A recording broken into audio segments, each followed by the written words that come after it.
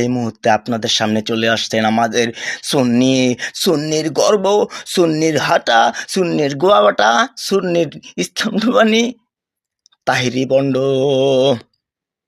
আপনারা ভালো আছেননি? ভালো আছেন? আপনারা ভালো আছেননি? আপনারা কি চা খাইবেন? চা খাই না, কফি খাই। আপনারা কি জানেন নাকি রিজবি ফির আমার কি হয়? রিজবি ফিরের মুরিদ কিন্তু আমার মায়, বুঝছেন নি? রিজবি ফিরের আর তাহলে আমি কোন মার সন্তান জানেন না আপনারা?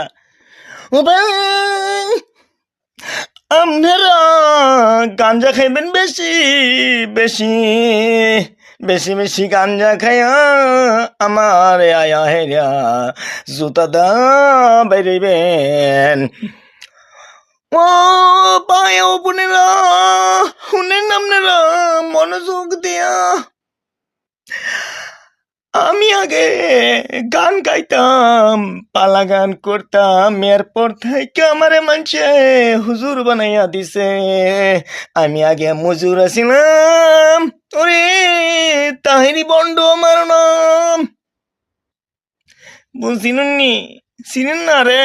চিনবেন কি তাই?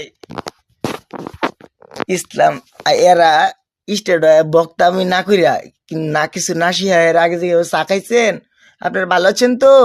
আরে একবার বাড়া হইরে আনিয়া গরিব গাছের রস না করে, হেল্প না করিয়া তাহিরি বন্ড, উমুক বন্ড, টুমুক বন্ড রান্না ওয়াশ করায় টেহাগুলা, গরিবের টেহাগুলা ইয়া করে না। কিন্তু এইগুলা গরিব প্রেতা দিলে কিনা অসুবিধা হয়?